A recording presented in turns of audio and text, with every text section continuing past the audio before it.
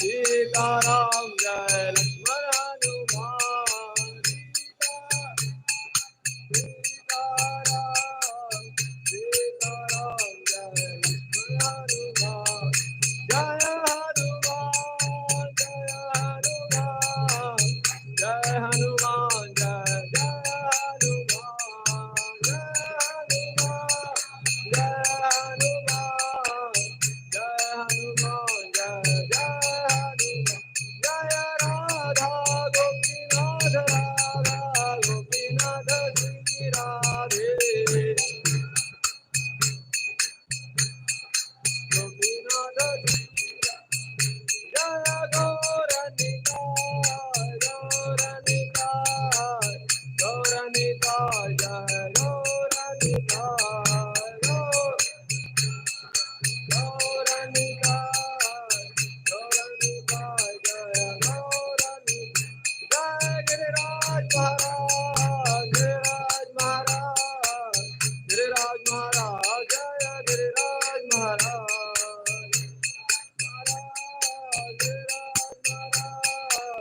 गिरिराज महाराज जय गिरिराज महाराज जय जय प्रभुपाद प्रभुपाद जय जय प्रभुपाद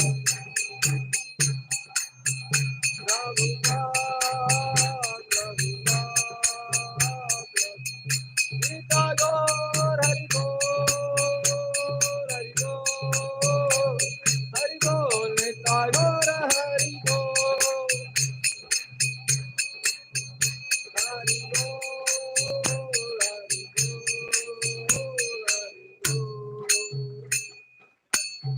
श्री राधा गोपीनाथ भगवान की जय सीताराम लक्ष्मण हनुमान की जय गौर निताय भगवान की जय जगत गुरु स्वामी शिल प्रभुपाद की जय अनंत कोटि वैष्णव वृंद की जय दाई गौर प्रेमानंदे हरे कृष्णा। तो आप सब भक्तों का इस रविवार ये सत्संग कार्यक्रम में हार्दिक स्वागत है।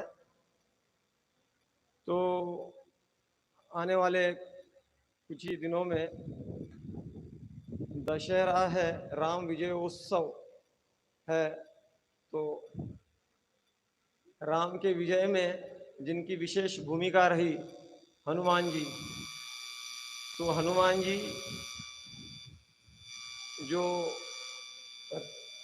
विशेष इस युद्ध में उनका जो योगदान रहा उसके बारे में थोड़ा सा हम कुछ सीखने का प्रयास करेंगे कम समय में। हालांकि ये बहुत बड़ा विषय है। तो आज का टॉपिक है कि सक्सेस टिप्स जो है आज के success tips from Lanka trip. तो हनुमान जी की जो लंका ट्रिप थी उससे हमको क्या सीखने को मिलता है, लंका में वो जब गए तो उससे क्या सीखने के लिए मिलता है, इसके विषय में आप चर्चा करेंगे। ओम अज्ञानतिमिरन्धस्य ज्ञानाञ्जनशलाकया चक्षुरुन्मिलितं येन तस्मै श्रीगुरवे नमः। मुखं करोति वाचालं पंगुं लंघयते गिरिं यत्कृपातमहं वन्दे श्रीगुरुदीनतारिणं परमानन्दमाधवं श्रीचैतन्य ईश्वरम्। तो इससे विषय की चर्चा करने से पहले कि जब माता सीता का अपहरण हो गया और रामचंद्र जी ने अपनी सेनाओं को, मतलब वानर सेना, इनको सुग्रीव ने चारों दिशाओं में भेज दिया, तो जो हनुमान जी की जो टीम थी जिसमें अंगद जी थे और जामवन जी थे, तो एक जगह आके वो थोड़ा निराश से हो गए, खाने को भी कुछ में नहीं मिल रहा है। तो सोचने लगे कि क्या होगा, हम सीता को ढूंढ पाएंगे कि नहीं, ऐसा चर्चा चल रहा है उनका। तो वहां पर एक गुफा रहता है, वो गुफा के पास में बहुत हरियाली रहता है, फल वगैरह रहता है। तो जाते हैं और वहाँ ही आराम करके इधर ही रह जाएंगे, क्योंकि हम सीता को तो वैसे भी ढूंढ नहीं पाएंगे, ऐसा सोच के कुछ अंगद एंड कंपनी, तारा भी थी अंगद की माँ, बलि की बलि बाली बाली की पत्नी, तो उन्होंने भी कहा कि अभी वापस जाएंगे तो किस कौन सा मुंह दिखाएंगे हम, और क्या कहेंगे, हम सीता को ढूंढ नहीं पाए, तो इससे अच्छा है हम इधर ही रुक जाते हैं। तो अंगद को भी लगा ठीक है इधर ही रुक जाते हैं। तो हनुमान जी ने कहा कि अरे आप लोग ऐसे कैसे बात कर सकते हो, कि हमको कुछ मिशन मिला है, तो जो असली सेवक होता है, सेवक का क्या भाव होता है, ये इस ट्रिप से हमको थोड़ा समझने को मिलेगा, इस हनुमान जी की जो लंका ट्रिप है। तो हनुमान जी ने कहा कि, तो हनुमान जी क्या है, अंगद जो है बुद्धि का प्रतिनिधित्व करते हैं, और जो हनुमान जी है श्रद्धा का प्रतिनिधित्व करते हैं। तो काफी बार जो हम बुद्धि से काम करते हैं, लेकिन एक टाइम ऐसा आता है कि बुद्धि हार जाती है, तो तब श्रद्धा को आगे आना पड़ता है। तो हनुमान जी आगे आ गए, श्रद्धा आगे आ गए। तो फिर उन्होंने कहा कि नहीं, कम से कम इतना तो हम राम को बता ही सकते हैं कि जो है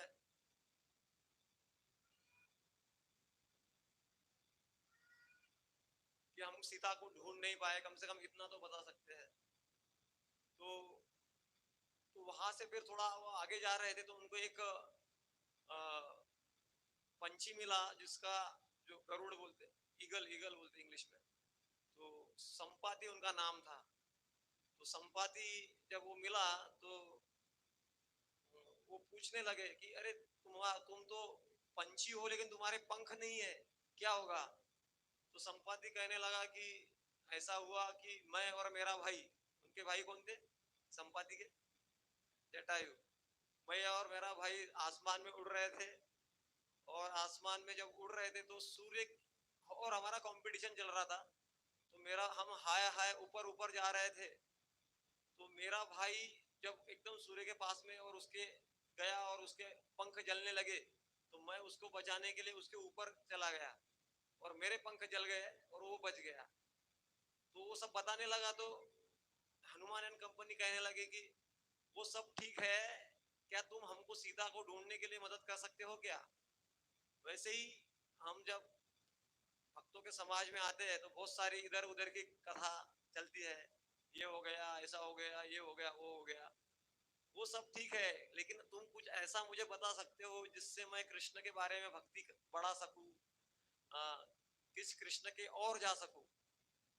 हम क्या सोचते हैं कि भक्ति में संग करना मतलब क्या है, कि एक दूसरे को एक दूसरे का दुख बताना, बस कृष्ण का कथा बताना, ये हमको लगता नहीं है कि ये कृष्ण का संग है। अरे मेरे साथ ऐसा हुआ, उसके साथ वैसा हुआ, ये हुआ, वो हुआ, कृष्ण के साथ कृष्ण ने क्या लीला किया, कृष्ण का क्या कहना है, कृष्ण क्या कहते हैं, गीता में क्या कहते हैं, भागवत में क्या कहते हैं, ये चर्चा होता ही नहीं है। तो ये सीखने को मिलता है। तो उन्होंने नहीं नहीं रुको रुको, मैं बताने वाला हूँ आपको। तो वो क्या है कि देखो, मेरा जो पुत्र है, वो पुत्र जो है वो मेरे लिए खाना लेके आता है कभी कभी, क्योंकि मैं उड़ नहीं पाता हूँ। तो उसने मुझे बताया कि सीता को रावण अपहरण करके लेके जा रहा था और वो लंका की ओर गया। तो सम, तो यहाँ पर जो संपाति है, संपाति से भी एक गुण सीखने को मिलता है। ये जो उसके पंख जले थे, वो पंख जलने की घटना कब हुई थी, 8,000 साल पहले। कितना, 8,000 साल पहले। तो जब उसके पंख जल गए थे, तो उसको सोचा कि बिना पंख के जी की क्या फायदा, उससे अच्छा तो सुसाइड कर लेना है। तो सुसाइड करने का विचार चल रहा था उसका, लेकिन एक ऋषि थे, ऋषि ने उनको कहा कि तुम चिंता मत करो, 8,000, एक समय आएगा, और उस समय में जब बंदरों को जब समस्या होगी और बंदरों को तुम कुछ मदद करोगे, तो तुम्हारे पंख जो है वापस आ जाएंगे। तो वो धीर होकर, तो बोलते ना, उत्साह निश्चय धैर्य। तो भक्ति में क्या होता है कि आजकल क्या फास्ट फूड का जमाना है, सब कुछ फास्ट फास्ट चाहिए हमको, अभी उस फास्ट हर चीज में लगा सकते हैं हम। भक्ति में भी एक दिन में शुद्ध भक्त होना है हमको। अच्छी आशा ठीक है, लेकिन प्रैक्टिकल चीज अलग होती है। तो धैर्य, इसलिए रूप गोस्वामी क्या कहते हैं, उत्साह तो होना ही चाहिए, निश्चय भी होना चाहिए, धैर्य भी होना चाहिए। तो उन्होंने धैर्य दिखाया। उपाधि क्या करता सकता था, 100 योजन के दूर भी वो देख सकते थे, उनका उतना नेत्र था। तो उन्होंने बोला कि मैं देख पा रहा हूँ कि सीता जो है अशोक वाटिका में, रावण के लंका में अभी भी है, वहां पे है। तो जब उसने बताया, जैसे ही मैसेज दिया तभी उसके क्या हो गए, पंख वापस आ गए। वैसे ही जैसे ही हम भगवान के कार्य में कंट्रीब्यूट करते हैं, योगदान करते हैं, तो वैसे हमारे हृदय का जलन, हमारे हृदय की समस्या है, हमारे जीवन की समस्या है, हाँ, मतलब जो होते ना, डिप्रेशन जोन चला जाता है। काफी लोग बोलते हैं अरे वो टेंशन में, वो टेंशन में। आज एक व्यक्ति आया था, वो बहुत टेंशन में था कुछ दिन पहले, तो अभी वो माला करने लगा है, 7-8 माला, तो अभी बोल रहा बहुत आनंद आ रहा है, टेंशन पूरा चला गया है। तो क्यों? क्योंकि जब हम भगवान से जुड़ते हैं, तो भगवान से जुड़ते हैं तो जो स्मरण होता है, जैसे कोई गरीब व्यक्ति है, वो पैसे नहीं उसके पास में, दुखी है, खाने के प्रॉब्लम है, लेकिन किसी ने याद दिलाया, अरे तू जो है ये बिलियनियर अरोड़पति का बच्चा है, लेकिन बचपन में बिछड़ गया था और ऐसे रोड पे घूम रहा है, तुम्हारा पिता ये है, तो उसको टेंशन आएगा क्या? नहीं आएगा ना। वैसे जो भक्त होते हैं, वो गरीब रहो अमीर रहो जो भी हो, उनको फिर कोई टेंशन नहीं है। स्मृति पुनः विस्मृति तत्व वर्तमना, तो स्मृति आ जाता है, तो फिर जब स्मरण आ जाता है तो चिंता नहीं रहता है। लेकिन जब स्मृति नहीं होता है तो भगवान का, तो चिंताम पर्ययाम च प्रलयांताम उपाश्रिता, तो नहीं तो चिंता, बहुत सारी चिंताएं लगे रहते हैं। क्यों चिंता लगी रहती है? कि कामों को भोग परमा एतावद वदति निश्चिता, क्योंकि उनके जीवन का लक्ष्य है कि खाओ पियो मजा करो, इतना ही जीवन का लक्ष्य उनको लगता है। तो फिर उनको उनको पता चला कि ऐसा है, तो बाद में फिर अंगद एंड कंपनी सोचने लगी कि हाँ हमको जाना है लंका। फिर वो समुद्र के किनारे आए, ये तो बहुत बड़ा स्टोरी है, शॉर्ट शॉर्ट जाएंगे हम।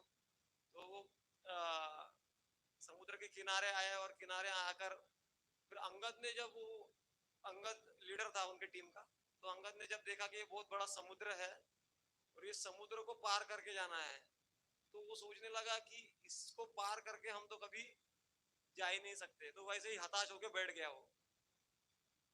तो ये जो है लीडर जो होता है, जो एक नेता होता है, नेता ने कभी उत्साह खोना नहीं चाहिए, उसने आशा खोना नहीं चाहिए। वो लीडर ही बैठ गया है तो बाकी लोग क्या करेंगे? तो यहाँ पर अंगद जो है थोड़ा सा निगेटिव हो गए, लेकिन फिर अंगद का एक पॉजिटिव पॉइंट था। वो क्या करता था, जब डिप्रेस हो जाता था तो जामवन जी उनके टीम में सीनियर थे। हालांकि जामवन कुछ करते नहीं थे, कुछ कर सकते नहीं थे, हालांकि उनकी कैपेसिटी बहुत थी, लेकिन अभी बूढ़े हो गए थे। तो आदमी बहुत करने कर्तृत्ववान हो सकता है, लेकिन बूढ़ा हो जाता तो कुछ कर नहीं पाता है। उसकी इच्छा बहुत रहती है कुछ करने की, लेकिन कर नहीं पाता। लेकिन वो क्या कर सकता है, आइडिया दे सकता है। तो एक लीडर जो होता है ना, वो जब थोड़ा भ्रमित हो जाता है, तो वो जो ज्यादा अनुभवी लोग होते हैं उनसे क्या करता है, वो कंसल्ट करता है, मार्गदर्शन लेता है कि क्या करना चाहिए। तो उन्होंने एक अच्छा काम किया कि ऐसा नहीं कि अभी हम जाएंगे नहीं, कैंसिल करो। उन्होंने क्या किया, जामवन जी को पूछा कि क्या करना चाहिए। तो जामवन ने बोला कि मेरी इतनी कैपेसिटी है कि मैं पूरे पृथ्वी की प्रदक्षिणा जो है 7 बार कर चुका हूँ। वामन जो जो प्रकट हुए थे, वामन भगवान, तब जामवन जी ने उनको पूरी प्रदक्षिणा की थी, पूरे ब्रह्मांड की प्रदक्षिणा की थी। तो मेरा कैपेसिटी है, लेकिन अब मैं बूढ़ा हो गया हूँ। लेकिन उन्होंने कहा कि एक व्यक्ति है जो इसको पार करके जा सकता है। तो उसके पहले अंगद ने बोला था कि मैं प्रयास तो कर सकता हूँ, लेकिन मैं जाऊंगा तो वापस नहीं आ सकता। तो जाऊंगा तो वापस नहीं आ सकता, तो उसने कभी बताया नहीं कि क्यों वापस नहीं आ सकता। अभी किसी ने पूछा भी नहीं, उसने बताया भी नहीं। तो आप लास्ट में मुझे पूछना क्यों नहीं आ सकते, बाद में पूछना, देखूंगा कि आप लोग ध्यान में। तो तो जामवन जी ने कहा कि ये हनुमान है, हनुमान ये जो है लंका जो समुद्र है पार करके जा सकता है। तो हनुमान जी चुपचाप बैठ रहे थे कोने में, सोच रहे थे कि हमको अभी मदद करना है इनको, जो है थोड़ा थोड़ा पत्थर जो भी है, तो ऐसा सोच रहे थे। तो, तो अचानक से जामवन जी ने बोला कि हे हनुमान, तुमको तो सारे देवताओं के वरदान प्राप्त है, तुम तो लंका पार कर से जा सकते हो, तुम तो ये कर सकते हो, तुम तो वो कर सकते हो, तुम तो पवन सुत हो, तुम्हारे लिए क्या असंभव है। तो अपने आप जो हनुमान जी है, अभी हम चालू करेंगे।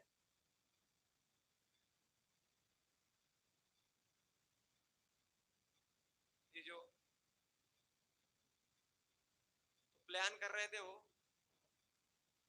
तो उनका जो कॉन्फिडेंस बनाने का काम, जब कभी क्या होता है कि टीम में कुछ लोग बहुत कॉम्पिटेंट होते हैं, मतलब कुछ कर सकते हैं वो, लेकिन लीडर उसको दबा के रखता है, बैठ जा, सब कुछ मैं अकेला ही करूंगा, तुमको अगर मैं नहीं करूंगा तो कोई नहीं करेगा, ऐसा रहता है। लेकिन जामवन जी ने बताया कि तुम्हारे टीम में ये व्यक्ति है जो कुछ कर सकता है।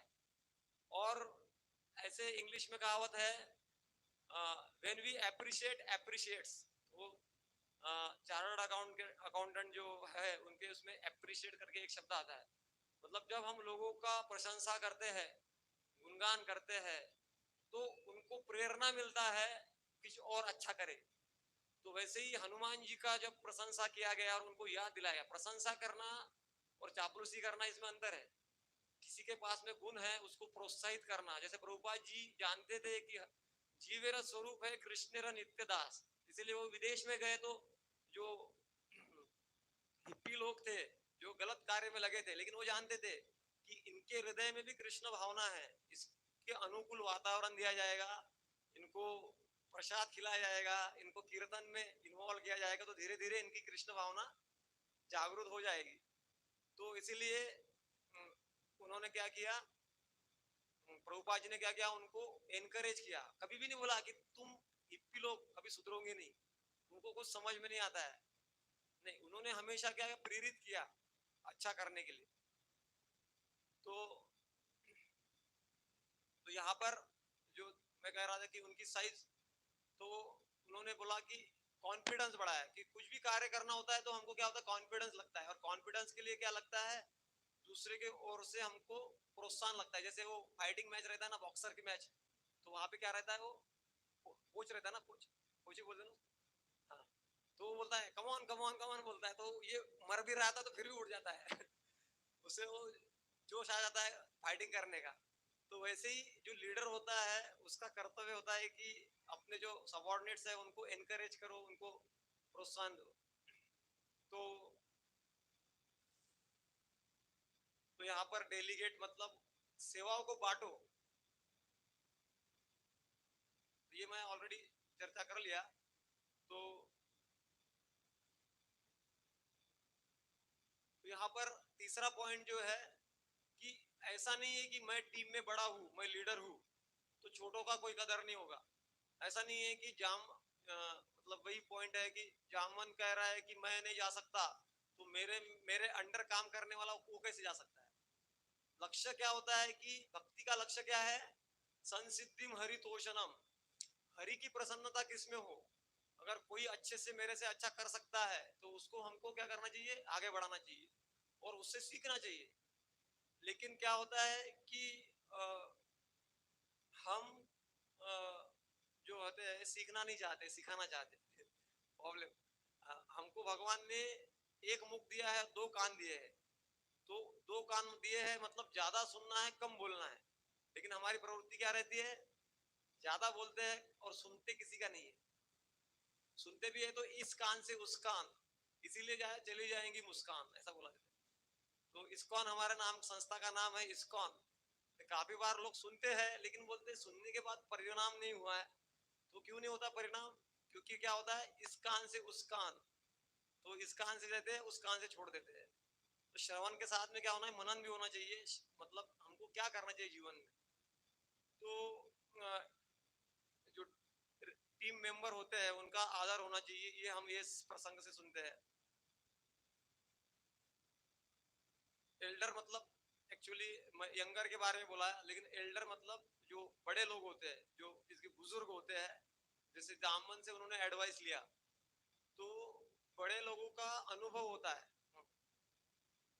तो कुछ ना कुछ तो, जैसे चाणक्य पंडित बोलते हैं ना कि अगर सोना कूड़े कचरे में भी पड़ा हुआ है तो सोना वहां से भी लिया जा सकता है, कूड़ा कचरा हो गया तो क्या होगा। वैसे ही हर व्यक्ति के पास में कुछ ना कुछ सीखने लायक होता है। जो अच्छा व्यक्ति होता है, समझदार होता है, वो कहीं से लेता है, और बड़े लोग होते हैं वो वास्तव में हमको मार्गदर्शन कर सकते हैं और वो हमेशा तैयार रहते हैं।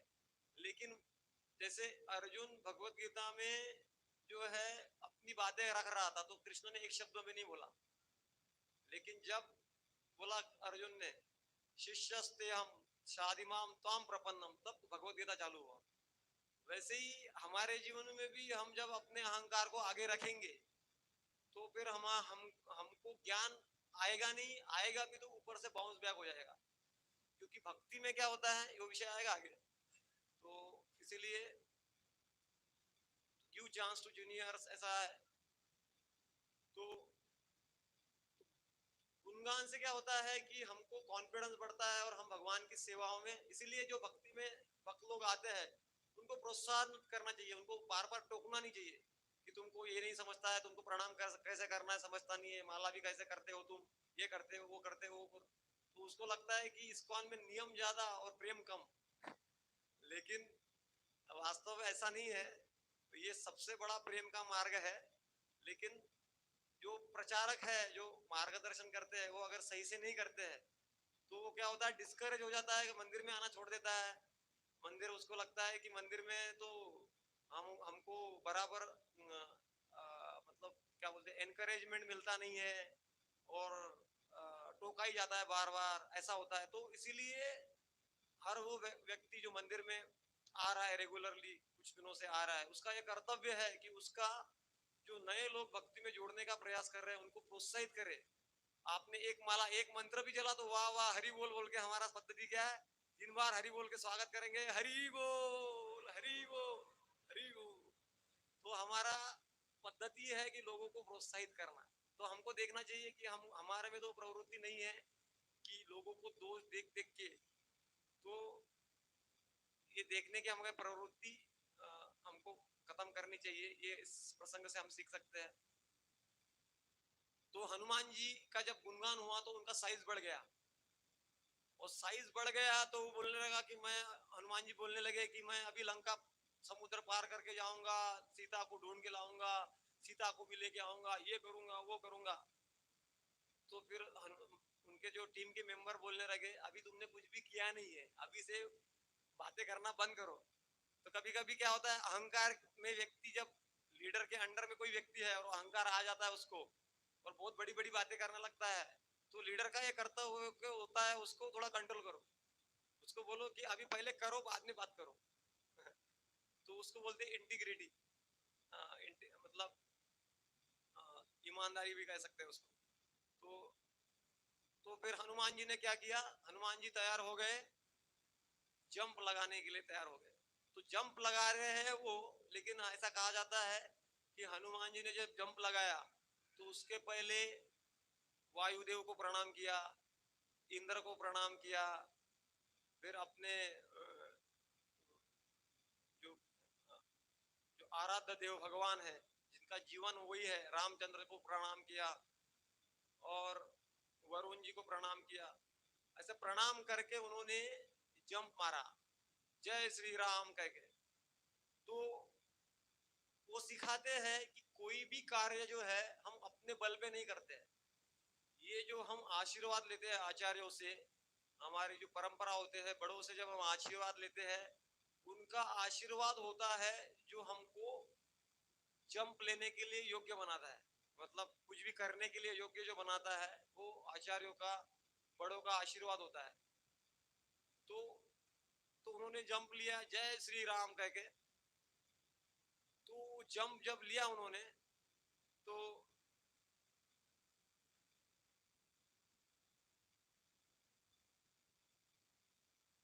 ये जब हम आशीर्वाद लेते तो इससे क्या होता है, तो हमको पता चलेगा उनके जर्नी में। जब हम आशीर्वाद लेते हैं तो आशीर्वाद के साथ साथ उस कार्य को करने की शक्ति भी मिलती है। जो गुरु जी आशीर्वाद देते हैं, वो बोलते कि तुम ये करो, तो गुरु जी साथ साथ वो करने की शक्ति भी देते हैं। प्रयास हमको करना है, लेकिन वो करने की शक्ति भी वो देते हैं गुरु जी। तो इसीलिए अभी हनुमान जी के जीवन में जो भी समस्याएं आएगी उसको वो पार करके जाने वाले। तो अभी जब मार रहे हैं यहाँ से, देखिए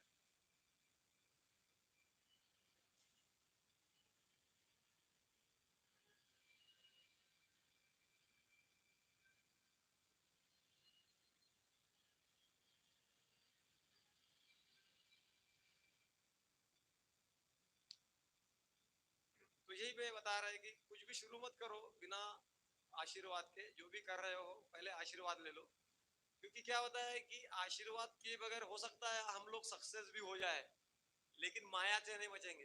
क्योंकि सक्सेस में एक फेल्योर में होता है, जब हम अपयशी हो जाते हैं तो अपयश आता है, तो डिप्रेशन आता है। और सक्सेस हो जाते हैं तो क्या होता है, अहंकार आता है कि स्वामी तुम्हारे भक्तगणों में हमसे बढ़कर कौन, ऐसा बोलते हैं ना। तो ऐसा होता है कि स्वामी तुम्हारे भक्त, ऐसा होता है। तो लेकिन जब जिस व्यक्ति के जीवन में आशीर्वाद है, तो उसके जीवन में अकम्प्लिशमेंट मतलब कुछ प्राप्त करेगा, वो सब कुछ प्राप्त करेगा, फिर भी उसके जीवन में नम्रता देखी गई है। इसीलिए जो बड़े बड़े भक्त होते हैं उनके जीवन में स्वाभाविक नम्रता देखी गई है, क्योंकि उनके जीवन में क्या है, आशीर्वाद है। तो कभी कभी हम क्या करते हैं कि कुछ चीजें प्राप्त हमने कर लिया, कुछ अकम्प्लिश कर लिया, उसी को आशीर्वाद मान लेते हैं। लेकिन भागवत में आशीर्वाद किसको माना है, सब कुछ प्राप्त करने के बाद भी व्यक्ति झुकने के लिए तैयार हो। बड़ा हुआ तो क्या हुआ, जैसे पेड़ खजूर, ना पंथी को छाव दे फल लागे अति दूर। ऐसा कहते हैं कि बड़ा हो गया व्यक्ति, लेकिन खजूर का पेड़ जैसा बड़ा हो गया। वो जो राह चलने वाली व्यक्ति को जो छाव भी नहीं देता है, और फल खाने की इच्छा होगी तो फल इतना दूर है कि तोड़ भी नहीं सकते। तो ऐसे बड़ा वो व्यक्ति हो जाता है, बाद में वो बात भी नहीं कर सकते उसके साथ में। बात करने से बात में गुस्सा, ये सब। तो ये सब परिणाम होते हैं, साइड इफेक्ट। जैसे एलोपैथी के साइड इफेक्ट रहते हैं ना, वैसे फिर आशीर्वाद नहीं होता था, उसके साइड इफेक्ट आना चालू होता है। तो इसीलिए फिर आशीर्वाद से उन्होंने क्या किया, जंप मारा। इसको बोलते हैं ग्रेट जंप। तो हनुमान जी का जंप कैसा है, इससे तुलना की गई राम के बाण से तुलना की गई। राम का बाण कैसा है, अमोघ है, एक बार चलता है तो सक्सेस होके ही आता है। वैसे हनुमान जी क्या उस बाण के समान है जो राम जी के तीर से निकले हैं, और अभी वो जाएंगे तो सक्सेस होके ही आएंगे। ठीक है। हाँ। तो इसीलिए यहाँ पर क्या है कि हनुमान जी सिखा रहे हैं कि हमको क्या करना है, निमित्त मात्र भव सव्य साची। अर्जुन को भगवान बोलते हैं ना गीता में कि ये सारे लोगों को मैंने पहले ही मार दिया है, ऐसा मत समझो कि मैं ये कर रहा हूँ। आपको तो मैं सिर्फ केवल क्या कर रहा बना रहा हूँ, निमित्त बना रहा हूँ, निमित्त मात्र भव सव्य साची। लेकिन क्रेडिट किसको मिलेगा, क्रेडिट किसको मिलेगा, कौन युद्ध जीता है, अर्जुन ने जीता, ऐसा बोलते हैं ना। तो ये फ्रस्ट्रेशन है, मतलब क्रेडिट यहाँ पर भगवान का गुण दिखाई देता है कि भगवान क्या करते हैं कि अपने भक्तों को क्रेडिट देना चाहते हैं। जैसे कुरुक्षेत्र का युद्ध हुआ, तो युद्ध जीताया किसने, कृष्ण भगवान ने जीता है। क्रेडिट किसको मिला, अर्जुन, अर्जुन या पांडव को मिला, तो उनको क्रेडिट मिला। अभी तो निमित्त मात्र भव सव्य साची। लेकिन सामान्यतः हमारे जीवन में कैसा देखा जाता है कि हम क्या करते हैं, क्रेडिट लेना चाहते हैं। सारा सेवा दूसरे लोग करेंगे, लास्ट मोमेंट में हम आके थोड़ा सा घुमा देंगे, झाड़ू वाड़ू मार देंगे, और फिर कुछ आएगा तो फिर बोलेंगे किसने सेवा किया, तो हम बोलेंगे थैंक यू। ऐसा एक हुआ था प्रसंग एक मंदिर में। तो महाराज आए थे, महाराज आके उन्होंने देखा कि यहाँ के टॉयलेट वगैरह बहुत साफ है, वो गए थे। तो बाहर जब आए और बाहर आए तो माताएं कुछ खड़ी थी, तो माताओं ने देखा कि महाराज ने बोला कि यहाँ के टॉयलेट्स वगैरह बहुत बढ़िया है, एकदम ऐसा लग रहा है कि किचन जैसे क्लीन करके रखे हैं। तो माताओं ने बोला थैंक यू महाराज। तो वहाँ के जो प्रभु जी लोग थे, प्रभु जी लोगों को एकदम गुस्सा आया, अरे टॉयलेट तो हमने साफ किया और माताएं लोग बोल रही है थैंक यू। उन्हें गुस्सा आया, हमारा हमने क्या क्रेडिट वो लोग ले रहे हैं, थैंक यू बोल रहे हैं। तो बोला ठीक है ठीक है। तो नेक्स्ट टाइम में जब महाराज नेक्स्ट डे कुछ प्रोग्राम था, तो महाराज गए उधर और कुछ कुकिंग मतलब प्रसाद गर्म है कि नहीं वो देखने के लिए गए महाराज। महाराज ने देखा कि प्लेट एकदम चकाचक साफ है, और चकाचक साफ है और एकदम क्लीन है। तो महाराज ने बोला कि ये प्लेट इतने साफ है, क्लीन है, किसने साफ किया। तो प्रभु जी लोग थे उधर, वो बोले थैंक यू महाराज, लेकिन वो माताओं ने साफ किया था। माताओं ने बहुत बढ़िया से साफ करके रखा था। तो माताएं डिस्टर्ब हो गई, वो कहने लगी कि हमने साफ किया और ये लोग क्रेडिट ले रहे हैं। तो जो माताओं की लीडर थी, वो लीडर थोड़ा बोले कि ये मैं विषय को अभी जाने नहीं दूंगी, इसका मुझे प्रश्न पूछना है महाराज को। तो महाराज का प्रवचन हुआ। प्रवचन के बाद में महाराज ने बोला एनीबॉडी हैव एनी क्वेश्चन। तो इनडायरेक्ट प्रश्न पूछा गया कि महाराज ऐसा क्यों होता है, कभी कभी एक ग्रुप सेवा करता है, दूसरा ग्रुप उसका क्रेडिट ले लेता है। तो महाराज ने उत्तर दिया, हाँ हो सकता है कभी कभी हमने भूतकाल में, पूर्व जन्म में कभी कभी दूसरों का क्रेडिट हमने ले लिया हो, समझ रहे ना। तो पहले हमने, उन्होंने उसका क्रेडिट ले लिया था, तो ये सब क्रेडिट लेने का कार्य चलता है। लेकिन यहाँ पर क्या है, भगवान, हम उनके सेवक हैं जो कभी क्रेडिट लेना ही नहीं चाहते।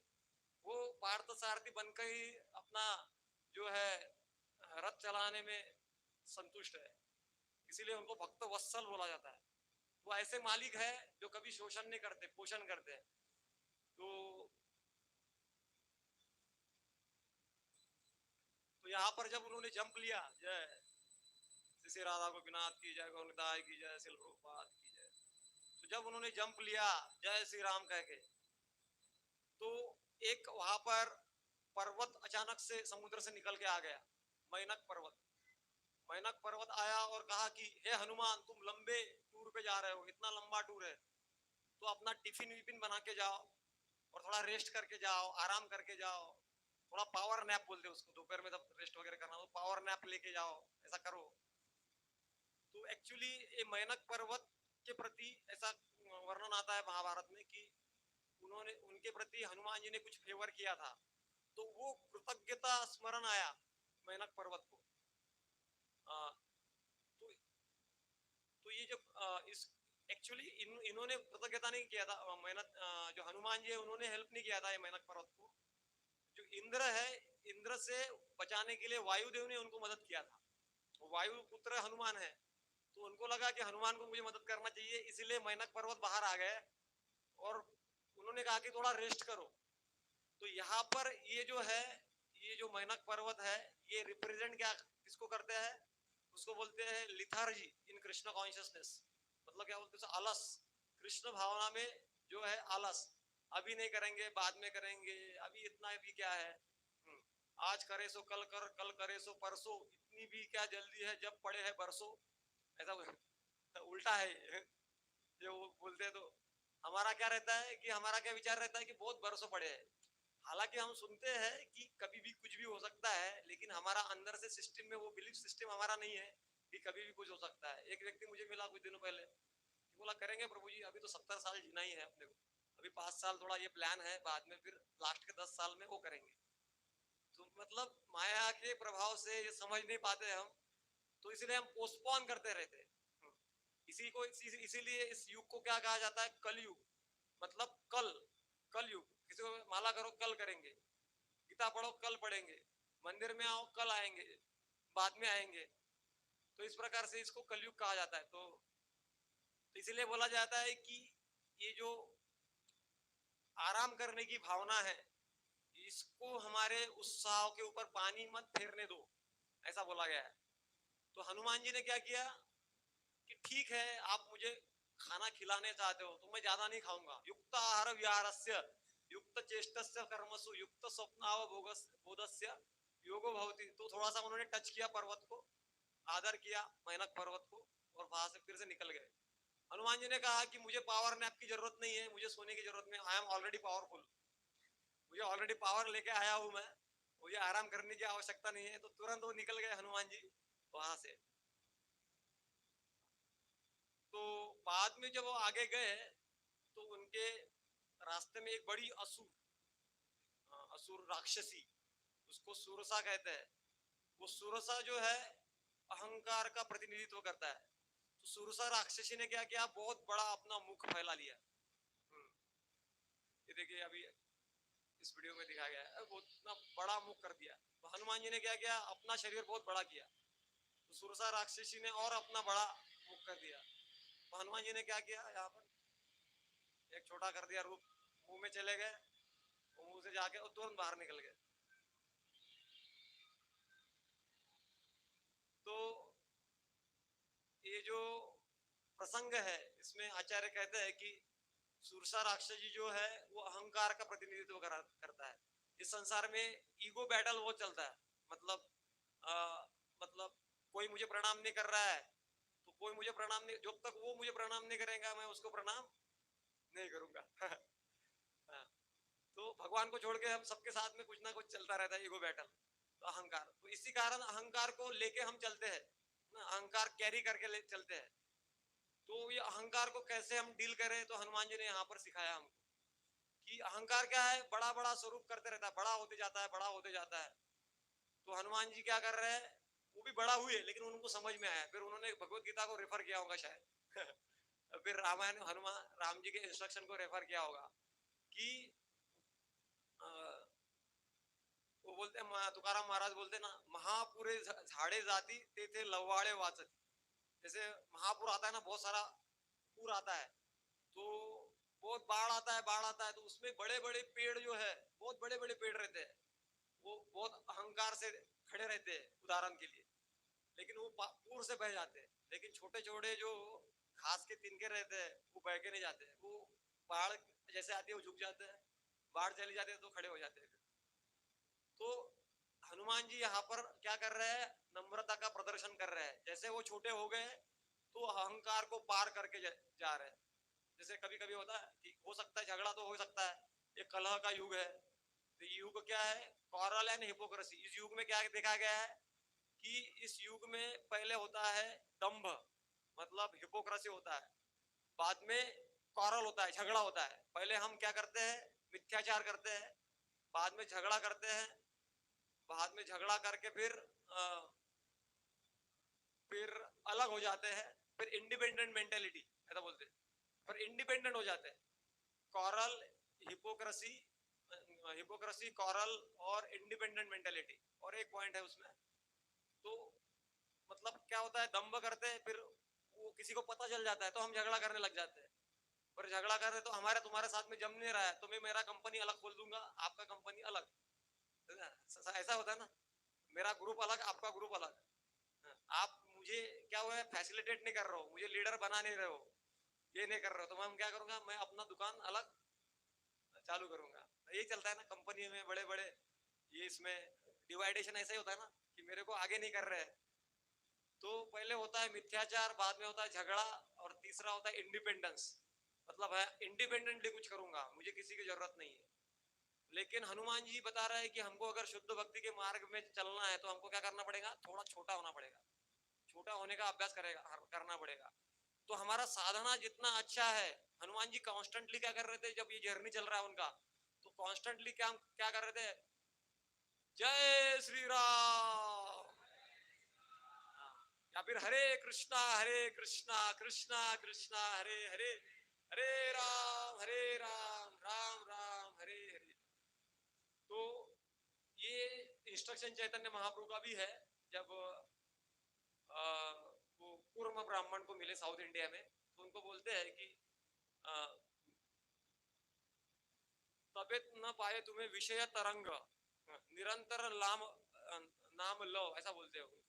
एग्जैक्टली वो स्मरण नहीं आ रहा है, तो उसमें बोलते हैं कि नाम जप करो आप, और क्या करो, जारे देखो तारे कहो कृष्ण उपदेश, हमारा आज्ञा है गुरु होइया तारा यही देश। और क्या करो ना, आप क्या करो, निरंतर नाम जप करो। तो अगर नाम जप करते रहोगे तो तबे तो न बाधित तुमा विषय तरंग, जब आप नाम जप करते रहोगे तब ये संसार की बाधा आपके जीवन में बाधा रूप निर्माण नहीं कर पाएंगे। तो यहाँ पर हनुमान जी के जीवन में क्या है, उनने नाम जप है, इसलिए वो छोटा हो पाए। वास्तव में नम्रता कब जीवन में आती है, जब नम्रता के जो स्रोत है भगवान जीवन में है।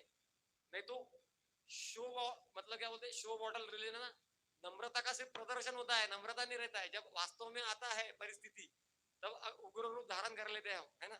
जब परिस्थिति हमारे मन के अनुसार नहीं होती है, इसीलिए प्रभुपाद जी क्या कहते हैं, एक कृष्ण बुक में क्या कहते हैं, one greatness has to be estimated by one ability to tolerate provoking situations. हाँ, मतलब हमारा लोग गुणगान कर रहे हैं तब तक हम नम्र है, नहीं नहीं प्रभु जी आप, मैं तो छोटा ही हूँ आपसे, मैं तो तुच्छ अधम हूँ। कभी कभी नम्रता का डेफिनेशन भी हमारा अलग रहता है। जब कोई सेवा बताता है तो व्यक्ति क्या बोलता है, प्रभु जी मैं तुच्छ अधम हूँ, मैं कहाँ सेवा करने की होते, भगवान ने हमको कहाँ सेवा में लगाया है, आपने, भगवान ने तो आपको चुना है, हमको कहाँ चुना है, हम तो अधम है। अरे प्रभु जी मैं बोल रहा हूँ आप थोड़ा सेवा कर लीजिए, नहीं हम तो अधम है, हमसे नहीं करना होता। गुरु जी ने आपको दीक्षा दिया है, ब्राह्मण दीक्षा दिया है, कर लीजिए, नहीं नहीं अभी हमारा क्या मन भी नहीं लगता है सेवा में, हम अधम है।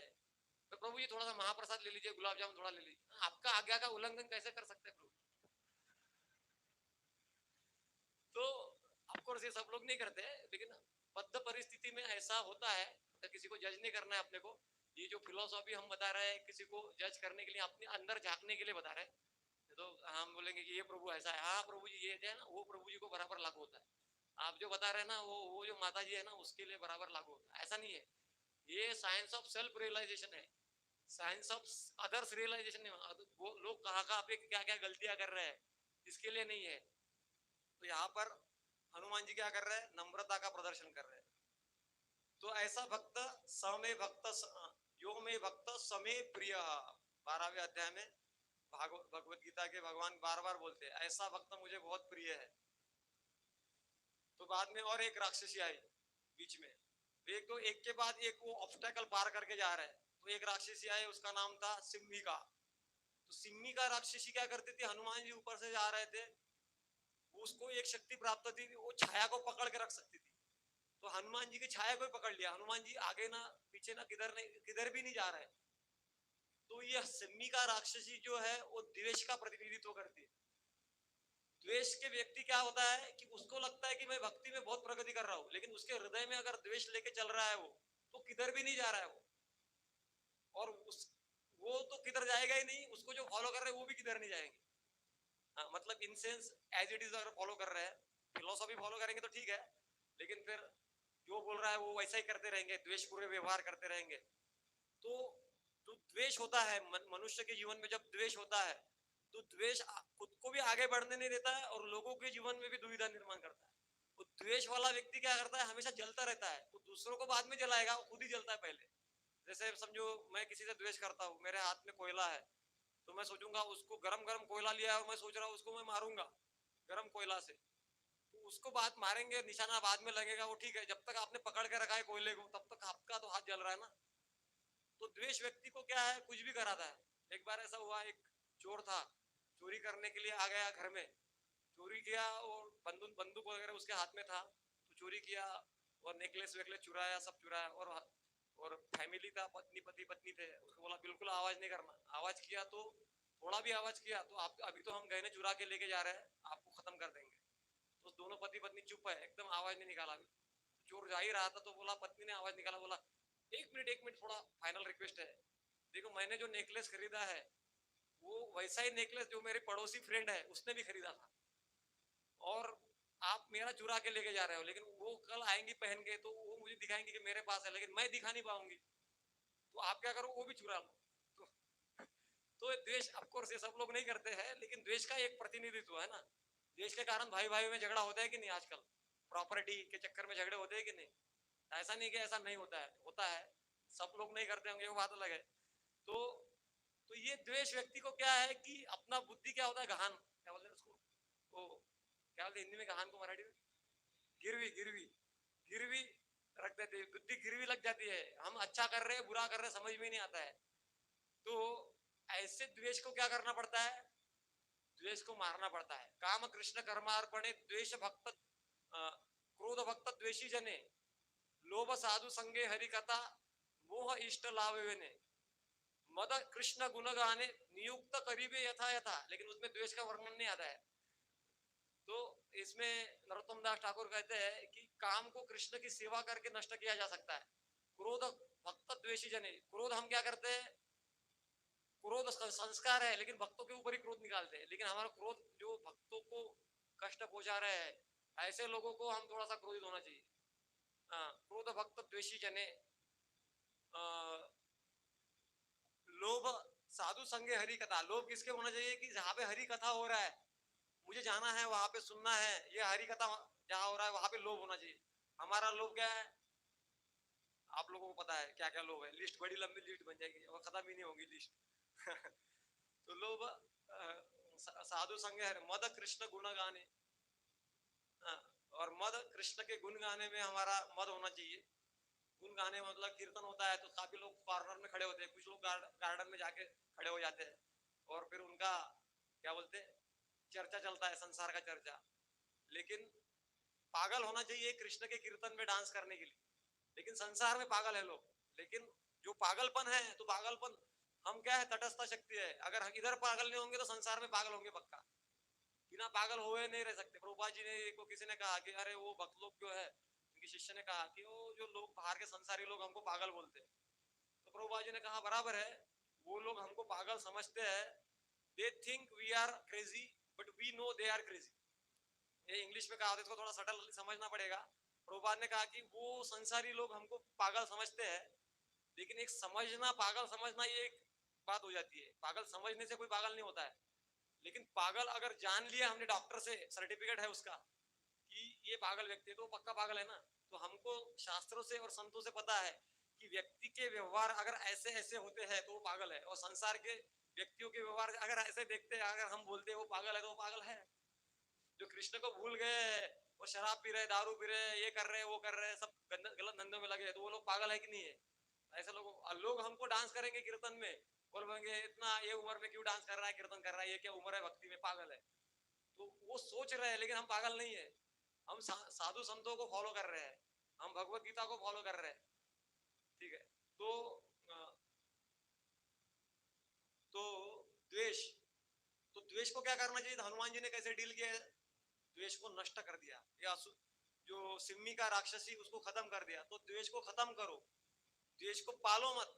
द्वेष को पाल के कोई आगे नहीं बढ़ सकता। इसीलिए जब ध्रुव महाराज का अपमान हुआ, भागवतम में वर्णन आता है, तो सुनीति माता ने क्या कहा कि तुमको बड़ा राज्य चाहिए, उसमें कोई गलत नहीं है, लेकिन अपने भाई को बुरा करके, अपने माता का अपमान करके तुमको अगर जो चाहिए तो वो सही नहीं है।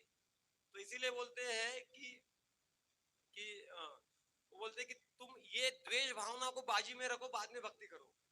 हम क्या करते हैं, भक्ति द्वेष को व्यक्त करने के लिए करते हैं। वो 16 मारा कर रहे हैं कि मैं 32 करके दिखाऊंगा। द्वेष को व्यक्त करना हमारी भक्ति होती है, भक्ति में आगे बढ़ना हमारी भक्ति नहीं होती है। हमको भक्ति में आगे नहीं बढ़ना है, भक्ति में जो आवाजों में मेरा भक्त है उससे आगे बढ़ना है। हमारा प्रॉब्लम क्या है, भक्ति में हमको आगे नहीं बढ़ना है, भक्ति में मंदिर में जो भक्त रहते हैं उनसे आगे बढ़ना है। तो इसी कारण ये द्वेष जो है इसको नष्ट करना है हमको। तो इससे हमारा क्या होता है, शक्ति क्षीण हो जाता है।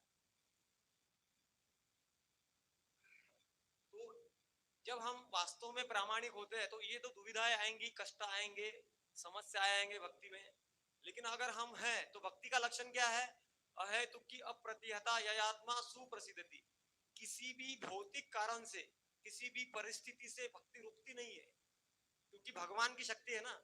भक्ति क्या है? भगवान की शक्ति है, तो रुकती नहीं है। रुकती है भक्ति हमारे कारण से ही रुकती है, और कभी किसी कारण से रुकती नहीं है। तो यहाँ पर अलग अलग हम चीजें सीखे हैं हनुमान जी से। वो हनुमान भगवान से कैसे व्यवहार, भगवान से कैसे व्यवहार किया उन्होंने, या सीता माता से उन्होंने कैसे व्यवहार किया। हम ये थोड़ा स्किप कर रहे हैं, बहुत बड़ा प्रसंग है। सुंदरकांड है। सुंदरकांड इसीलिए कहा गया है कि 2-3 कारण है इस सुंदरकांड को। जैसे 7 कांड है रामायण में, तो पहला कांड का नाम क्या है बताइए? एक जन हाथ ऊपर करके बताइए, लोगों का कंट्रीब्यूशन भी। बाल कांड ना। दूसरा हाथ ऊपर करके बताइए, दूसरे कांड का नाम क्या है? हाथ ऊपर करके बताइए। अयोध्या कांड।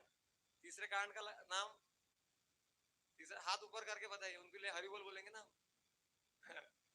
तीसरे कांड का नाम क्या है? हाँ, अरण्य कांड। हरि बोल बोलिए प्रभु जी के लिए, हरि बोल। चौथा कांड, हाँ, हाथ ऊपर करके किसी ने बोला? हाँ, हरि बोल प्रभु जी के लिए, हरि बोल।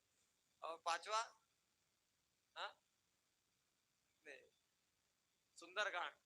पांचवा कांड कौन सा है? सुंदरकांड, हनुमान जी। तो बाकी सारे कांडों का नाम क्या है? और छठा उसके साथ बाद में कौन सा कांड है? या फिर दूसरा नाम है उसका? नहीं, उसका नाम है युद्ध कांड। हाँ, हाँ। और फिर लास्ट वाला उत्तरकांड, हरि बोल। तो 7 कांड है। तो जो सारे कांडों का नाम जो है उसके जो लीलाओं के द्वारा देकर रखा गया है। लेकिन ये जो कांड है, हनुमान जी जो जाए जंप मार के, जो हम जंप मार के गए, वो कांड का नाम है सुंदर कांड। तो इसको सुंदर नाम दिया है क्योंकि 2-3 रीजन है उसके। तो एक तो रीजन है कि हनुमान जी का जन्मजात नाम क्या था, किसको पता है? बताइए। और अंजना में रखा था, ऐसा बोलते हैं। अंजना माता ने उनका राम रखा था। ये मैं किसी प्रवचन से सुना हूँ। वो जो प्रामाणिक शास्त्रोक्त व्यक्ति है, तो उन्होंने बताया है, मैं कोई पढ़ा नहीं हूँ, इतने बड़े ग्रंथ मैं पढ़ा नहीं हूँ, लेकिन वो शास्त्र में वर्णन है कि हनुमान जी का नाम अंजना ने ये रखा था। तो आप थोड़ा लॉजिक लगाइए, क्या रखा होगा? हाँ, सुंदर। हाँ, सुंदर नाम था हनुमान जी का। जब वो जन्म लिए, तो जन्म लेते ही अंजना ने ओरिजिनल नाम उनका क्या रखा था? सुंदर। तो हनुमान जी का ओरिजिनल क्या नाम क्या है? सुंदर। हनुमान तो बाद में पड़ा, जब हनु पे जब आघात हुआ ना, तो हनुमान, तो उनका नाम ओरिजिनल क्या था? सुंदर। दूसरा, इसका सुंदर कांड क्यों नाम लिखा है? क्यों? क्योंकि जो भगवान के प्रति जो हनुमान जी का सेवा भाव है, वो उन्होंने वो सेवा किया, जितना बताया उतना नहीं, उसको मराठी में बोलते सांग काम है ना? जितना बताया उतना किया, लेकिन जितना बताया उतना नहीं किया, कुछ एक्स्ट्रा किया उन्होंने। तो आप लोग में से कोई बताए कुछ एक्स्ट्रा क्या किया उन्होंने? बताइए। उनको तो बोला था कि सीता को ढूंढ के लाओ, उन्होंने एक्स्ट्रा क्या किया? हाँ, लंका का जलाया ना उन्होंने, तो ये एक्स्ट्रा। तो सेवक हमेशा सोचता है कि मुझे इतना सेवा बताई गई है, तो मैं एक्स्ट्रा कैसे करूंगा? और बद्ध अवस्था में हम कैसे करते हैं? जैसे सेवा बताई, कैसे मैं उसको कट करूंगा? शॉर्टकट। हाँ, पैसे कमाने में भी शॉर्टकट, सेवा में भी शॉर्टकट, हर हर जगह हम क्या करते हैं? शॉर्टकट। और शुद्ध भक्त में बनने में भी क्या है? शॉर्टकट। शॉर्टकट शुद्ध भक्त बनने में भी शॉर्टकट चाहते हैं हम। तो इसीलिए ये सुंदर है, मतलब भगवान के जो भक्त होते हैं, उनका भगवान के प्रति कितना सुंदर भाव है। तो ये भाव जो है सेवा का भाव, इसी कारण इसका नाम क्या है? सुंदर कांड। और एक काम है, कारण है, उसको याद नहीं आ रहा है। तो, तो इस और इसमें हनुमान जी का जो एक गुण है कि वो वरिष्ठों से कैसे व्यवहार करते हैं।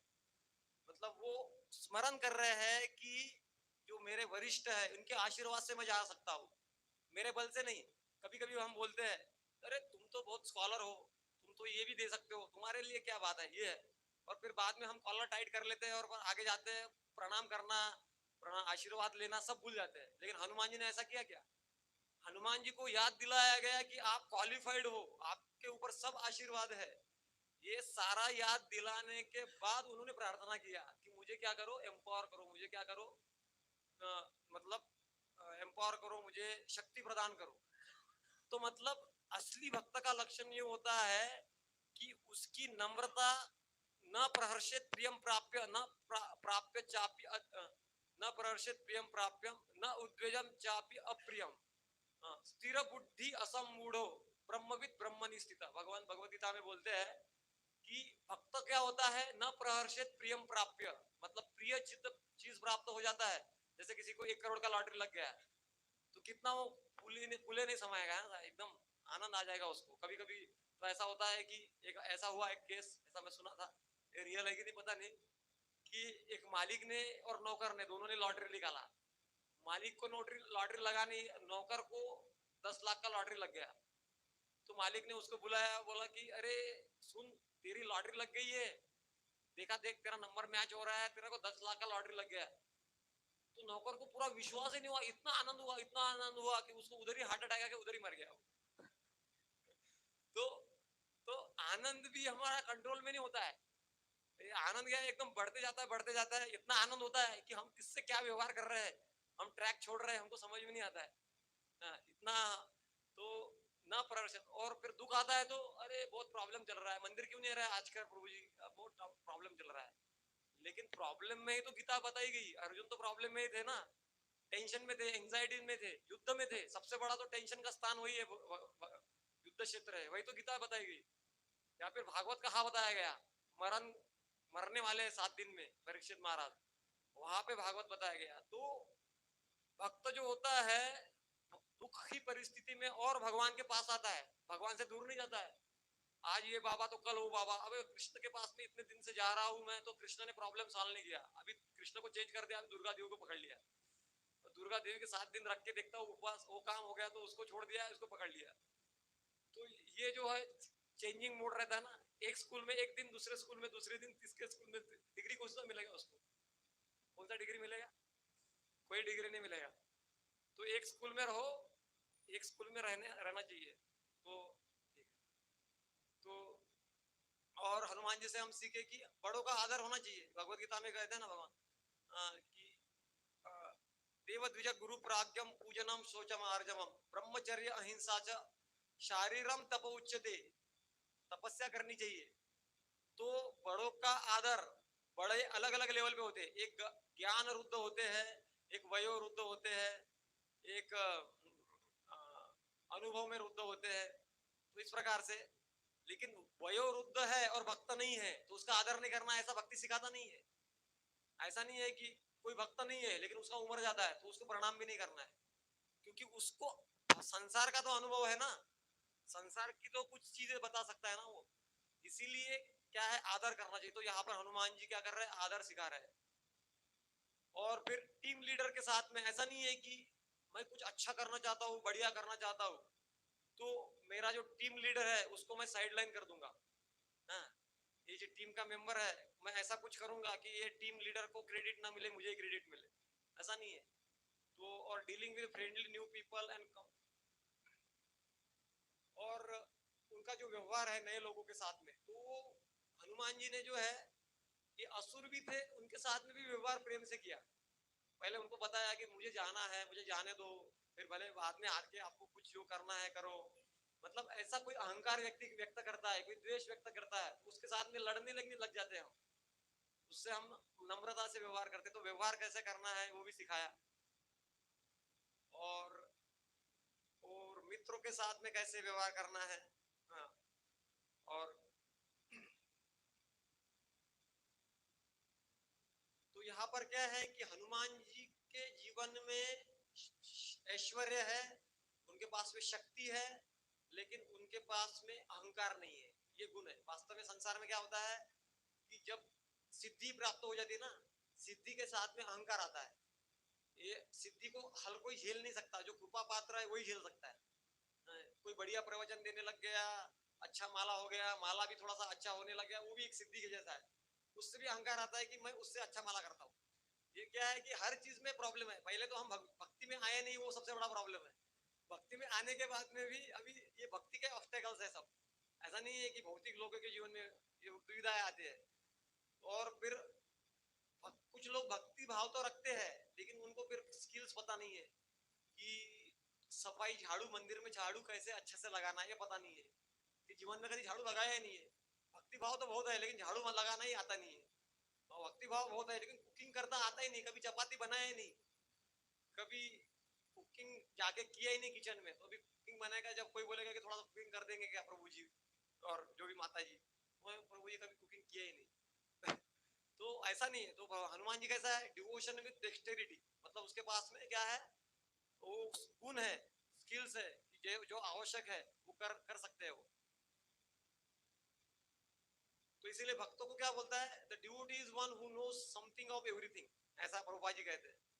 भक्त कौन है, भक्त को सब चीजों का थोड़ा थोड़ा आना चाहिए। इसलिए प्रभुपाद जी ने अपने जीवन से दिखाया कि शुद्ध भक्त है वो कुकिंग भी कर देते हैं, कीर्तन भी कर लेते हैं, मृदंग भी चला देते हैं, कीर्तन भी करताल भी बजा लेते हैं, प्रवचन भी दे देते हैं, लोगों से साथ में डीलिंग भी कर लेते हैं। तो हम हर चीज में एक्सपर्ट नहीं हो सकते, लेकिन जब जरूरत पड़ता है तो थोड़ा सा कर लेना चाहिए, हमको आना चाहिए कुछ तो। और हनुमान जी जो है ने हमको सिखाया कि जब आपात परिस्थिति आता है तो कैसे हमको डील करना चाहिए। जैसे हनुमान जी गए लंका में, गए एंट्री मारा उन्होंने, अभी हम डायरेक्ट लंकिनी के बारे में नहीं सोच बोला ना हमने, ठीक है, फिर भी वो वापस प्रसंग आ रहा है। तो लंका में गए तो उनको बांध दिया गया, तो उनको बैठने का जगह ही नहीं मिला। सब लोग बैठे आसन के ऊपर, उनको बैठने को जगह नहीं। तो हनुमान जी ने सिचुएशन को देख के एडजस्ट कर लिया, अपने पूंछ को गोल गोल घुमा के आसन बना दिया। वो आसन के ऊपर बैठ गए, सबसे ऊंचा आसन हनुमान जी का। तो भक्त क्या है, भक्त क्या करता है कि seize the opportunity in adversity. मतलब परिस्थितियां खराब है, एक व्यक्ति को भेजा गया कि जाओ तुम चप्पल बेचो वहां गांव में जाके। वो चप्पल बेचने गया तो देखा कि गांव में एक भी व्यक्ति चप्पल पहनता नहीं है। वो वापस आया, कंपनी को रिपोर्ट किया कि वो गांव में एक भी चप्पल बिकने वाला नहीं है, वो गांव में एक भी व्यक्ति चप्पल नहीं खरीदता है, पहनता है। तो फिर कंपनी ने दूसरे आदमी को भेजा, वो आदमी गया, देखा अरे गांव में एक भी चप्पल पहनता नहीं आदमी। वो कंपनी को उसने फोन लगाया और पूरा एक ट्रक भर के भेज दो, गांव में एक भी आदमी चप्पल नहीं पहनता है, मतलब पूरा बड़ा मार्केट है, पूरे लोगों को चप्पल पहना सकते हैं हम। तो देखने का क्या है, नजरिया है, नजरिया है ना। Glass is half full half empty. कुछ लोग बोलते हैं ग्लास खाली है आधा खाली है, कुछ लोग बोलते हैं आधा भरा हुआ है। तो ये नजरिया है। यथा दृष्टि सदा सृष्टि, ऐसा बोलते हैं ना। जैसा दृष्टि हमारा होगा वैसा सृष्टि होगा।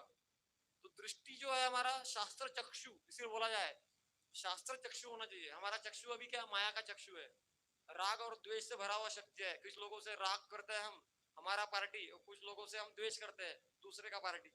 और फिर कभी कभी हमारा पार्टी भी छोड़ देते हैं हम, क्योंकि हमारा पार्टी में हमको जो चाहिए वो नहीं मिल रहा है, तो वो पार्टी छोड़ के दूसरे पार्टी में चले जाते हैं। कभी कभी दूसरी पार्टी छोड़ के तीसरे पार्टी में चले जाते हैं। तो ऐसा नहीं है वो, dealing with enemies to the lord's mission. तो उन्होंने जो मतलब भगवान की सेवा में जो बाधाएं आए उससे कैसे डील किया, वो भी हनुमान जी के जीवन से हम सीख सकते हैं। तो यहाँ पे लंकिनी का वर्णन आता है। लंकिनी जो खड़ी थी उधर, तो लंकिनी खड़ी थी, तो लंकिनी ने कहा कि रुक जाओ, अभी शॉर्टकट कर रहा हूं मैं। तो हनुमान जी ने एक छोटे से बंदर का स्वरूप लिया था, और लंकिनी ने देख लिया, रोक दिया, रुक जाओ, यहाँ पे कोई भी चोर अंदर जा नहीं सकता है। हनुमान जी को गुस्सा आया कि ये लंका में रावण रहता है और सबसे बड़ा चोर ये लंका में रहता है, तो वो सीता को चोर के लाया, तो वो चोर कैसे घुस गया अंदर। हाँ, तो हनुमान जी को गुस्सा आया कि तुमने वो चोर को कैसे घुसने दिया, और बोल रहे कोई भी चोर नहीं घुस सकता। तो हनुमान जी को गुस्सा आया, एक गुस्सा लगाया, एक गुस्सा लगाया तो लंकिनी गिर के और बोली कि अभी मैं समझ गया सत्संग का, और सत्संग का जो प्रभाव क्या है मैं समझ गई हूँ। तो कभी कभी क्या होता है, लोगों को सत्संग समझ में नहीं आता है, लेकिन जब गुस्सा लगता है, लातों के भूत भातों से नहीं मानते हैं। तो जब गुस्सा लगता है, परिस्थितियों का गुस्सा लगता है, तब समझ में आता है कि अरे वो प्रभु जी बोल रहे थे कि माला करो ये करो, तो मैं सुना नहीं। फिर वो घूम फिर के मंदिर में आते हैं, आपने बोला था अभी मैं माला नहीं लिया था, अभी थोड़ा माला मिल सकता है क्या, थोड़ा एक माला करना था, ये करना था। तो कुछ लोगों का ऐसा भी ट्रीटमेंट होता है। तो लंकिनी का ट्रीटमेंट हनुमान जी ने ऐसा किया। तो हनुमान जी अगर अंदर जा रहे हैं, अंदर गए, तो जब गए तो उन्होंने देखा कि लंका में बहुत सारी स्त्रियों को उन्होंने अपहरण करके लाया था रावण ने। और वो ब्रह्मचारी है और सारे स्त्रियों को देख रहे हैं, अलग अलग जगह स्त्रियां सोई हुई है रात के समय में, और ऑब्जर्व कर रहे हैं। उनके मन में विचार आया कि अरे मैं क्या कर रहा हूँ, मैं ब्रह्मचारी हूँ, स्त्रियों को देख रहा हूँ। ऐसा कहा जाता है कि उन्होंने 12,000 स्त्रियों को देखा, 12,000 स्त्रियों को देख रहा हूँ। अचानक उनको मन में आया मैं क्या कर रहा हूँ, ब्रह्मचारी हूँ मैं। उन्होंने एक स्त्री थी, वो रावण के पास में सोई हुई थी। उन्होंने देखा कि ये तो मुझे लगता है इतना सुंदर स्त्री सीता ही हो सकते, तो वो डांस करने लग गए, एकदम डांस करने लग गए। उनको लगा कि सीता है, सीता है। फिर बाद में सोचा ऐसा कैसा हो सकता है, सीता तो पतिव्रता है, वो यहाँ नहीं होगी, ये नहीं होगी। तो उसको समझ में आया कि नहीं नहीं ऐसा नहीं हो सकता। तो तो यहाँ पर क्या है कि हनुमान जी ने अपने आप को जो है स्मरण कराया कि मैं देखने के लिए तो कार्य गलत कर रहा हूँ, लेकिन मेरा उद्देश्य क्या है, सही है। तो हमारा जब उद्देश्य सही होता है तो क्या होता है, दिखने में परिस्थिति जो होती है गलत होती है, लेकिन परिणाम सही होता है उसका। उदाहरणार्थ, अभी टाइम कम है तो 5 मिनट में समाप्त कर। तो उदाहरणार्थ एक साधु था, वो साधु के पास में एक बहुत बड़ा डकैत आया। उसके किसी ने ज्योतिष ने बताया कि तुमने जीवन भर डकैती किया, चोरी किया, तुम नरक में जाने वाले पक्का। तो उसको लगा अपने को नरक में नहीं जाना भाई, बचना है। तो साधु के पास में गया, साधु को बोला मुझे दीक्षा दे दो, बचा दो। अरे बोला तुम्हारे जैसे पापी को कौन दीक्षा देगा। तो बोला कि नहीं कुछ तो सोल्यूशन करो, ठीक है तुम सारे तीर्थों में जाओ, स्नान करो, और ये जो चोरी डकैती है मर्डर वगैरह खप बंद कर दो। तो जब बंद करोगे तब तुम वापस आना, तब दीक्षा दूंगा। वो गया गया तो दूसरे दिन गांव में रात में रुका। तो गांव में क्या देखा उसने, बाकी 2-4 डाकू जो है, ये डाकू का सरदार था, और दूसरे गैंग के डाकू जो थे, वो क्या प्लान कर रहे थे, पूरे गांव को जलाने का प्लान कर रहे थे। तो इसने सुना और पूरे गांव को जलाएंगे और फिर पैसा लूट लेंगे ये वो। तो उसने सुना इतने सारे लोगों को मैंने पहले ही मर्डर कर दिया है, अभी 2-4 को और खत्म कर देता हूँ। हाँ, अभी तो उसने क्या किया, वो एक्सपर्ट था, तो चारों को खत्म कर दिया इसने। और बाद में लोग, अरे मेरे गुरुजी ने मेरे को आदेश दिया था कि मारना ही लोगों को, ये तो मैंने तो उल्लंघन कर दिया। पश्चाताप में गया गुरु के पास, आपने बोला था मारना नहीं किसी को, लेकिन मैंने तो 4 को मार दिया है अभी। तो बोला कि गुरुजी जब सुना परिस्थिति का, और बोला कि गुरुजी एकदम प्रसन्न हो गए। तो गुरुजी आप प्रसन्न क्यों हो रहे हैं, मैंने उल्टा और 4 को मार के आया हूँ। तो बोले गुरुजी ने, अभी तक तुमने जो मारा खुद के लिए मारा था, आज तुमने समाज को बचाने के लिए 4 लोगों को मारा है, इसीलिए तुम आज पूरे निष्पाप हो गए हो, आज ही तुमको दीक्षा दे देता हूँ। तो परिस्थिति का मतलब क्या है कि हमारे जीवन में उद्देश्य क्या है इसके ऊपर निर्भर करता है। तो उद्देश्य हमारा हमेशा, कभी कभी क्या है, लोग बहुत सारे सामाजिक कार्य करते हैं, बहुत सारा अच्छा करते हैं, लेकिन अंदर उद्देश्य अलग रहता है। जब उद्देश्य अलग रहता है ना, तो वो शुद्ध भक्ति से पूरा अलग हो जाता है। तो यहाँ पर हनुमान जी का उद्देश्य क्या था कि मुझे राम को प्रसन्न करना है, सीता के बारे में मैसेज लेके जाना है, तो ये उद्देश्य था। तो बैक टू इंडिया, अभी वापस लेके आ रहे हैं हनुमान जी को हम जल्दी, क्योंकि बड़ा प्रसंग है वो। तो जब हनुमान जी वापस आए, सब प्रसंग चला, तो यहाँ पे एक कहा जाता है कि जो हनुमान जी राम का दूत बन के गए थे, तो उनके पूंछ में क्या आ गई, आग लग गई। आग लग गई ना उनके पूंछ में। लेकिन सीता का जब वो दूत बने, तो उनको क्या मिला वापस आने के बाद में, हनुमान जी को आलिंगन मिला ना राम जी का। तो वैसे ही हम जब बोलते हैं हम तो कृष्ण के भक्त है, तो कृष्ण के भक्त है तो वे माया बहुत तकलीफ देती है। लेकिन जब हम बोलते हैं हम भक्तों के भक्त है, मत जन्मना फलमिदम मधुपैत बारे, मत प्रार्थनीय मद अनुग्रह एष एव, भृत्यस्य भृत्य परिचारक भृत्य भृत्य भृत्यस्य भृत्य इति माम स्मर लोकनाथ। इसमें कुलशेखर अलवार कहते हैं, 8 बार दासों का दासों का दासों का दासों का दास, मैं दासों का दास बनना चाहता हूँ, ऐसा स्मरण आप मेरा करो। ऐसा नहीं कि मैं आपका सेवक हूँ। वृत्तस्य वृत्त इति माम स्मर लोकनाथ, ये लोकों के नाथ, मेरा ऐसा आप स्मरण करो।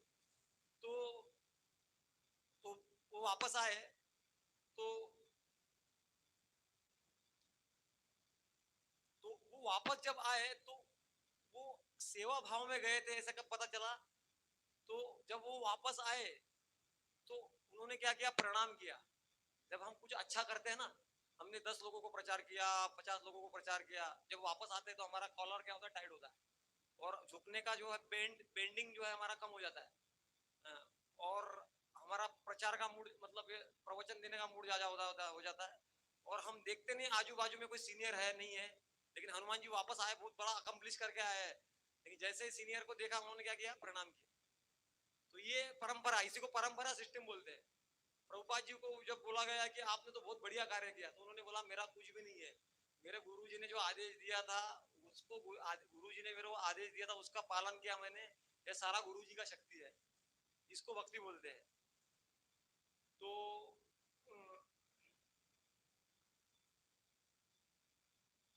और उसमें टीम मेंबर जो है, तो टीम मेंबर जब अपने टीम का व्यक्ति ने बहुत कुछ बढ़िया किया है, तो चैतन्य चरितामृत में भी ये देखा जाता है कि अपने टीम का व्यक्ति कुछ बढ़िया करके आता है, तो बाकी लोग क्या हो जाता है, अगर वो थोड़ा सही कॉन्शियसनेस में नहीं है, तो वो द्वेष से भर जाते हैं। चित्रकेतु महाराज के प्रसंग में आता है कि सारी रानियां द्वेष से भर गई और वो बच्चे को ही मार दिया।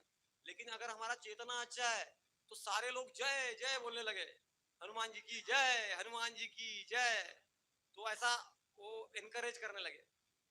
और तो ये बोलते, मतलब गुणगान करने की प्रवृत्ति स्वाभाविक होती है भक्तों में। हाँ, बोलते कि एक श्लोक आता है, उसमें बोलते हैं कि न न क्रोधो न लोभो न च मात्सर्य न अशुभामति भवेत कृतपन्यानां भक्तानां पुरुषोत्तमे। पुरुषोत्तम के जो भक्त होते हैं, उनके जीवन न क्रोधो न लोभो न च मात्सर्य न अशुभामति, न उसके जीवन में क्रोध रहता है, न लोभ रहता है, न मात्सर्य रहता, अशुभ, इसका बुरा हो जाए, वो नरक में चले जाए, मेरे चरणों में अपराध किया है, मेरे को बुरा बोला है, मेरा बुरा करने वाला नरक में ही जाएगा पक्का। ऐसा शुद्ध भक्त के मुख से कभी निकलता नहीं है।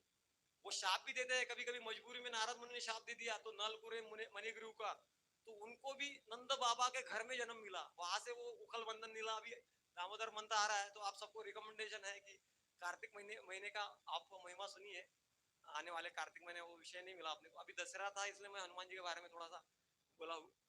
तो दशहरा विजय उत्सव, विजय में उन्होंने कंट्रीब्यूट किया, तो वंडरफुल। तो हनुमान और ये सारे, तो हनुमान जी ने क्या किया, उनको बताया, लीडर को, लीडर लोग राम जी के पास में गए, बताया कि हमने सीता को ढूंढ लिया है। और वो बता रहे, तो हनुमान राम जी ने कहा और मुझे बताओ। उन्होंने बोला और क्या हमको पता है, वो तो हनुमान खुद गए थे। तो उन्होंने हनुमान जी को आगे किया। तो ऐसा नहीं है कि कभी कभी क्या होता है कि हमको आगे रहना पड़ता है, कभी कभी हमारे टीम मेंबर को आगे करना पड़ता है। जैसे अब्दुल कलाम जी एक अच्छे चरित्र वाले व्यक्ति थे, और ऐसे उनके जीवन में प्रसंग आता है कि जब एक रॉकेट लॉन्चिंग फेल हो गया था, तो जब फेल हो गया था तो इन जो उनके लीडर थे, टीम के लीडर, तो वो अब्दुल कलाम का उनमें रोल था जिनके कारण वो रॉकेट लॉन्चिंग फेल हो गया था।